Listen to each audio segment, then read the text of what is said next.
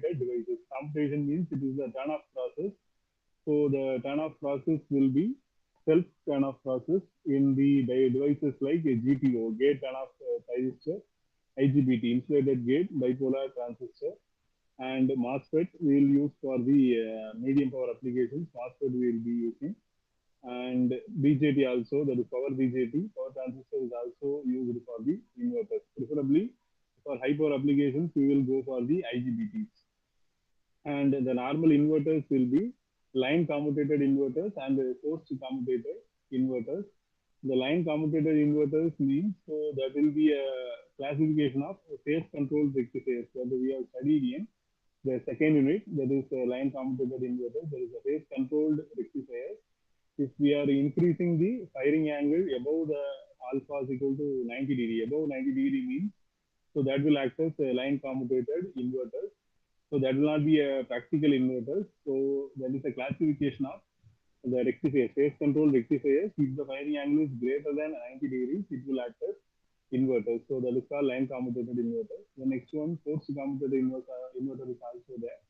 That means for DC supply, we have to turn off the devices which we are using for the inverters. So the inverters will have some powertronic devices. To turn off that devices, we have to apply some external components for the turning of the devices.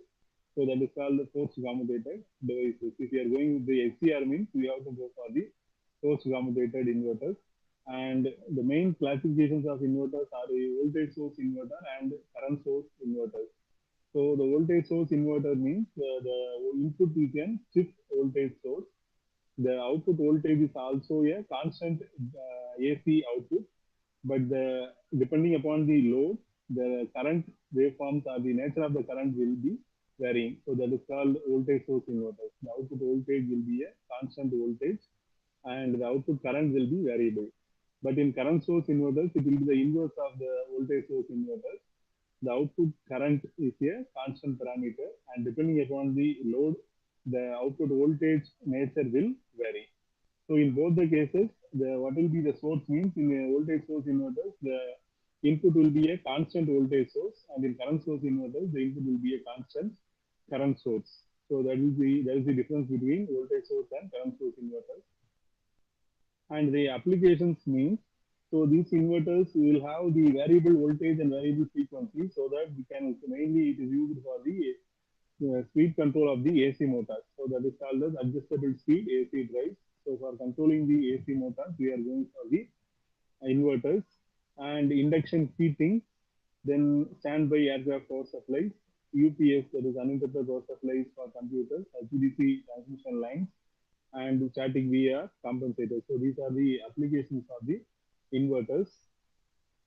And the next one is what is meant by voltage source inverters. So here it is the picture that is representing the VSI, voltage source inverter. So already I said the voltage source inverter is a constant input voltage source. So here we are having a three-phase AC supply that is converting that AC into DC by means of uncontrolled rectifier. So uncontrolled rectifier means it is a three-phase diode rectifier. So diode rectifier is called as uncontrolled rectifier. So that will convert that AC into DC. So for maintaining the constant voltage, we are connecting an capacitance. So this capacitance will give constant DC input voltage to this inverter, so that it is called, we are calling it as voltage source inverters. From this DC capacitor, we are obtaining the constant DC. So the link which is connecting this rectifier and the inverter is called as DC link, and so that it is called as DC link capacitor. And this capacitor is large and can be considered as an ideal voltage source.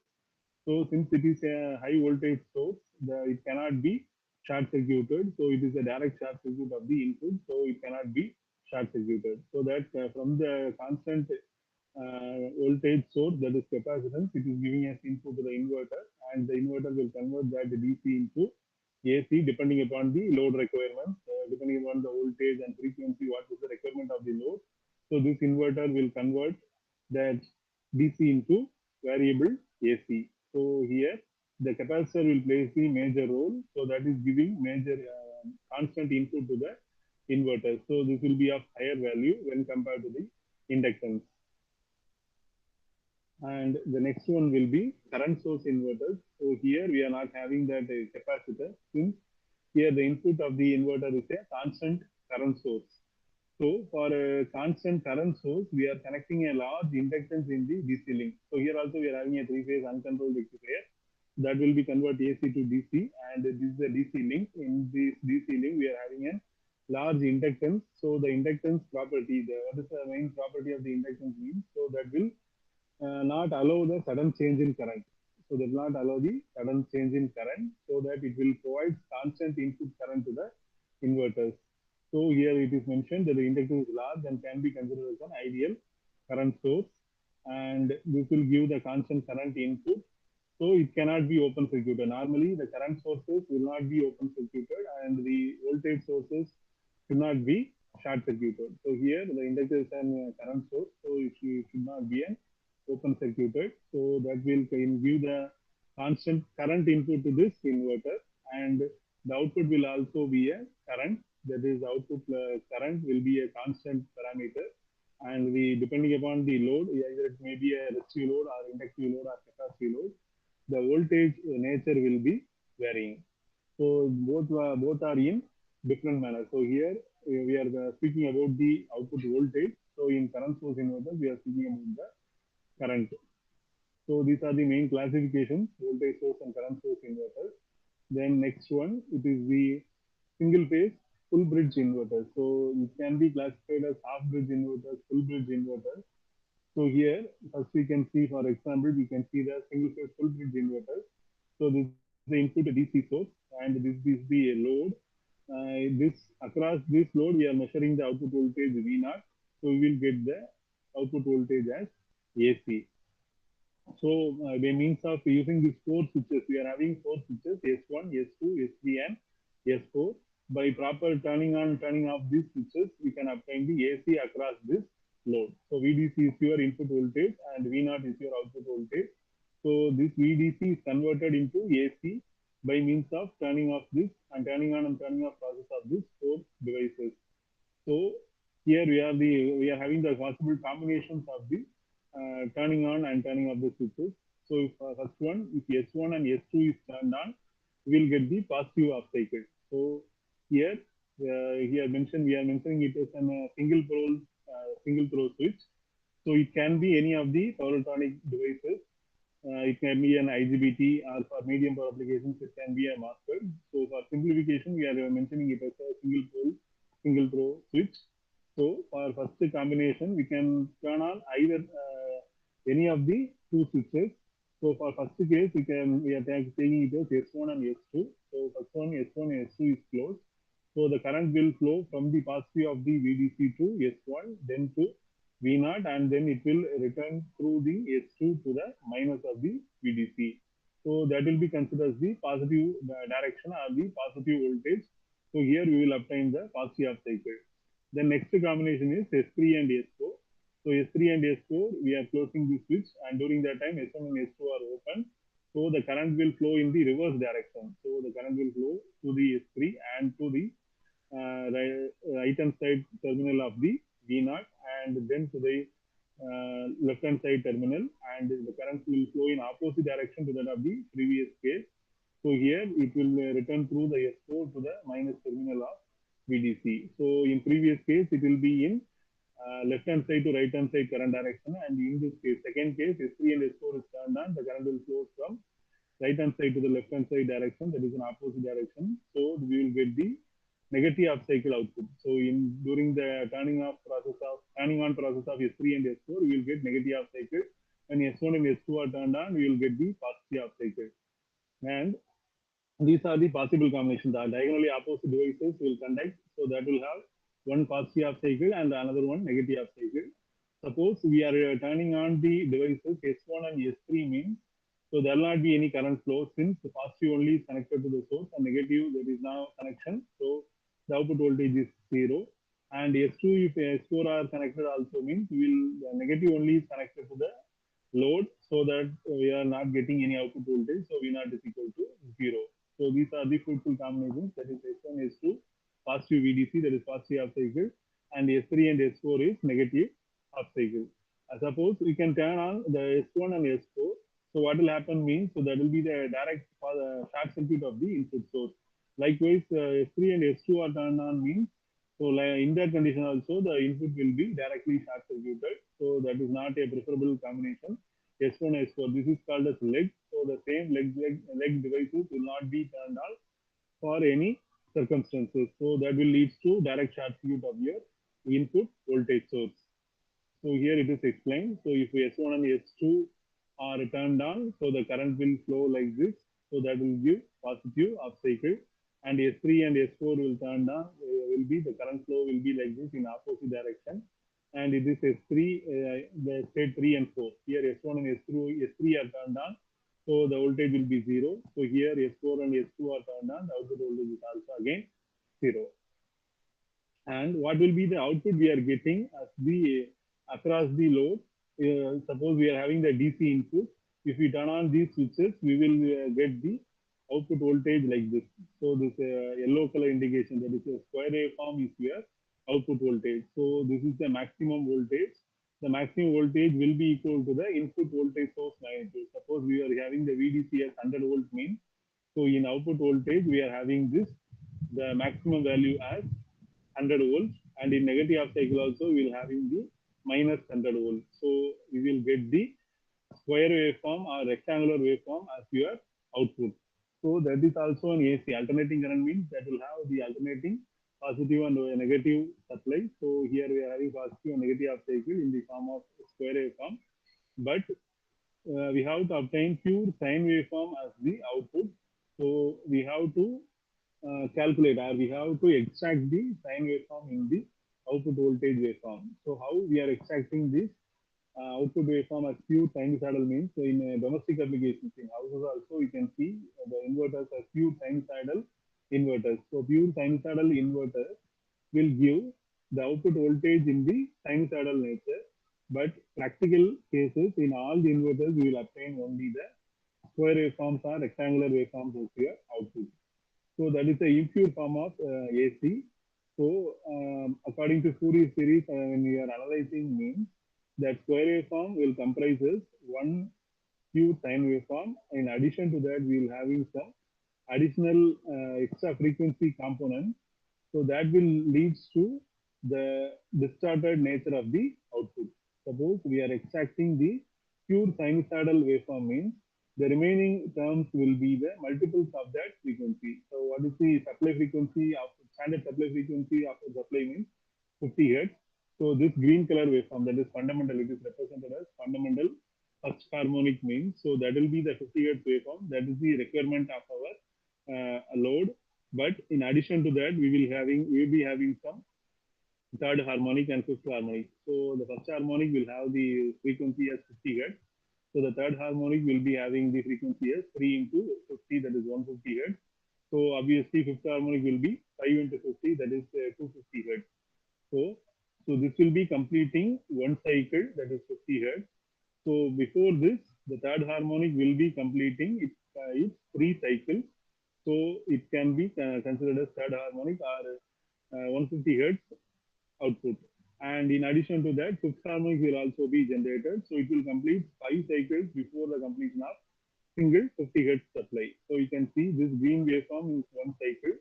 And before that, the brown color waveform, that is third harmonic, will completing its three cycles. And this gray waveform, that is the fifth harmonic, will be completing its five cycles before the closing of this single cycle.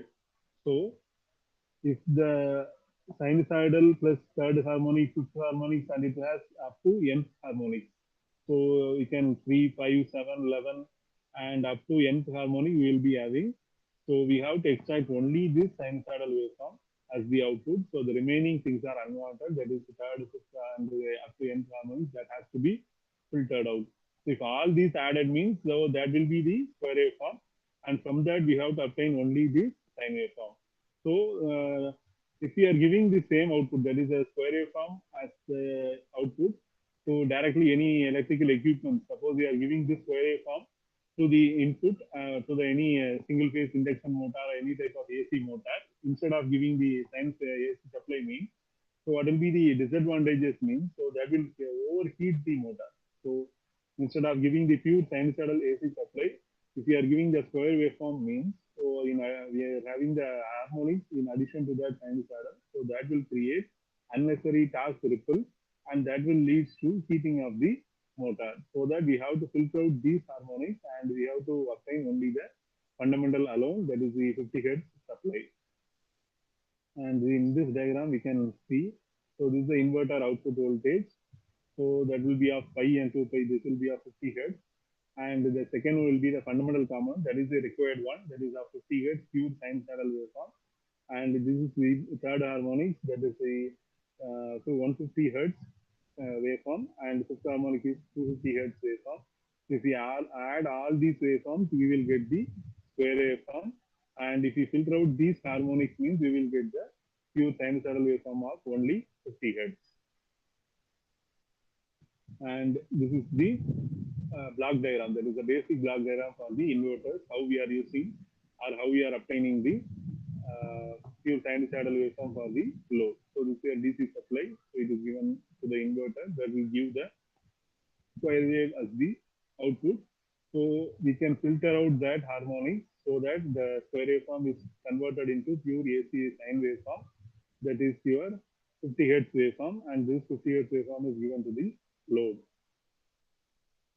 And first thing we can see what is the basic full bridge single phase full bridge inverters. So here we are having the four ACRs, T1, T2, T3, and T4. So already I have shown with the four switches, that is the SPST switches. So here it is replaced by an four ACRs. So that is T1, T2, T3, and T4. And across that each ACR we are having the anti-parallel diodes. The anti-parallel diode means both will be in oppositely connected. So the current flow will be in downward direction through this ACR, and the current direction will be in upward direction in through this diode. So both the current directions are opposite, so that it is anti-parallel connection. So here the four switches, the SPST switches in the first diagram. So here I have shown the diagram with the four switches. So these four switches are replaced by four SCRs in anti-parallel connection with four diodes. So here also, what will be devices which will be conducting for positive half cycle means the T1, T2 for positive half cycle, and T3 and T4 for negative half cycle. So here we are giving the gate pulses IG1 and IG2 for T1 and T2 for positive half cycle. So as long as you are giving the pulses to the positive conducting ACR, that is T1 and T2, so that will be in turn on condition. And after that, we are turning on the devices T3 and T4. So after that, it will be turned off. The gate pulses are removed and the SCRs are turned off externally. So after that, we are turning on the devices T3 and T4. The negative pulses are applied to T3 and T4, that is IG3 and IG4. So for this period, the devices will be conducting is T1 and T2, and the current direction will be from positive of Vs to T1A and to B, and through the T2 it will return to the negative of the Vs. So during this condition, the current will flow from A to B. So it will be the positive half cycle. That is Vs will be in positive, that is V0 will be in positive half cycle with the maximum magnitude of Vs. And during the conduction period of T3 and T4, the current direction will be, that is from positive of Vs, then current will flow to T3 and it will flow from B to A, and it will return to T4 and to the minus of Vs. So the current direction will be in opposite direction, that is B to A. Previous case it is from A to B, that is positive half cycle. Now it is from B to A, that is negative half cycle of the output voltage. So here also the maximum voltage will be minus Vs. So this plus Vs and minus Vs are decided by the input voltage magnitude. So this is for the resistive load. So for the resistive load, the voltage and current direction will be same. So here we can have the positive half cycle and negative half cycle. The current waveform nature is also a square waveform, and this is also the same diagram. And this is the half bridge inverter. So here we are having the two switches. So here we are having four switches, two switches for each half cycle. That is here we are having transistors. That is TR1 and TR2 for positive half cycle, 3 and 4 for the negative half cycle. And here this is a half bridge inverter means we will be having one switch for each half cycle. but the voltage input voltage source is divided into two separate sources. So here we are having the single input voltage source. So here we are having divided by 2, that is it is a Vs, which is 100 means we have to separate it as Vs by 2 and Vs by 2. So here also TR1 will be conducting for the positive half cycle and TR2 will be conducting for the negative half cycle. So when TR1 is turned on, the current will flow in this direction, that is from the I0 direction is given, that is positive to minus negative is the positive half cycle direction. In negative half cycle direction, the current flow will be, when CR2 is turned on, the current flow will be in this, that is left hand side to right hand side, so that for each half cycle the device is conducting are 1, that is here TR1 for positive and TR2 for negative half cycle. So this will be for the resistive load. So in next class we can see the inductive loads and capacitive loads. So for this next class we can see. So the basic thing in inverters is, in a normal inverters are voltage source and current source inverters, depending upon the output waveform nature. Either it is a constant output voltage, it is a voltage source inverter, and either it is a constant output current, it is a current source inverters. And after that, we are having half bridge inverters and full bridge inverters. Full bridge inverters will have the two devices will be conducting for each half cycle, so that the device's rating will be less. And in half-bridge inverters, a single device will conduct for a single half cycle, so that the device rating will be high. And preferably, we will go for the full bridge inverters. And in resistive loads, the current and voltage waveforms are in phase. So in normal inverters, we will get the square waveform as the output, and we have to filter out to get the pure sinusoidal output waveform, and the remaining harmonics has to be filtered for the smooth operation of any electrical equipment, right? So இன்னைக்கு இது வரைக்கும் பார்த்துக்கலாம்ப்பா. So next class we can go for the inverters with inductive loads and capacitive loads. சரியா? So இதில் எதுவும் உனக்கு doubt இருந்தால் நான் வீடியோவும் போஸ்ட் பண்ணிடுறேன், ஸோ அதுலேயும் பார்த்துக்கோ. ஸோ அது மாதிரி அட்டண்டன்ஸ் கரெக்டாக வந்து இது பண்ணியிருப்பான். ஏன்னா அவனுக்கு வந்து இப்போ அக்டோபர் எண்டு ப்ளஸ் அந்த நவம்பர் ஃபர்ஸ்ட் வீக் வரைக்கும் தான் அந்த கிளாஸ் ஒர்க்கிங் டே. உனக்கு நவம்பர் 14 இல்லை நவம்பர் 10 என்னங்கிறது நான் கரெக்டாக சொல்லு. ஸோ அப்போ அது வரைக்கும் உனக்கு உள்ள அட்டண்டன்ஸ் மெயின்டைன் ஆகிறதா ஃபைனல் அட்டண்டன்ஸ். ஸோ அப்போ ஃபைனல் அட்டண்டன்ஸ் அப்படிங்கிறது you have to maintain at least 75%. So அப்படி இல்லை அப்படின்னா வந்து அப்புறம் எக்ஸ்ட்ரா கிளாஸஸோ இல்லை வந்து உனக்கு வந்து நெக்ஸ்ட் செமஸ்டர் அட்டன் பண்ணுற மாதிரி ஆயிடும். ஸோ மெயினாக லேபுக்கும் பார்த்துக்கோங்க, அந்த மாதிரி வந்து தியரிக்குமே வந்து you have to maintain minimum 75% attendance. அது மாதிரி வந்து உனக்கு அந்த பீரியாடிக்கல் டெய்லி அசஸ்மெண்ட்ஸ்லாம் வந்து அட்டன் பண்ணிடு. ஏன்னா தனியாக நம்ம இதில் வந்து தனியாக வந்து உனக்கு நிறையா, அதாவது வைவா கொஸ்டின் அது மாதிரி வைக்கிற மாதிரி இல்லை. உனக்கு டெய்லி வந்து அந்த அசஸ்மெண்ட் போஸ்ட் பண்ணுறது தான் உனக்கு வந்து அதர் அசஸ்மெண்ட்னு வச்சுக்கலாம். ஸோ அதை வந்து கரெக்டாக வந்து அட்டன் பண்ணிக்குவோம், சரியா? So that will leads to your internal marks. அதனால செகண்ட் இன்டர்னலுமே வந்து கரெக்டாக ப்ரிப்பேர் பண்ணிக்கும். So that will be conducted by the COE, சரியா? So now for this class we can close. So next class we can see the inverters for inductive loads. Thank you.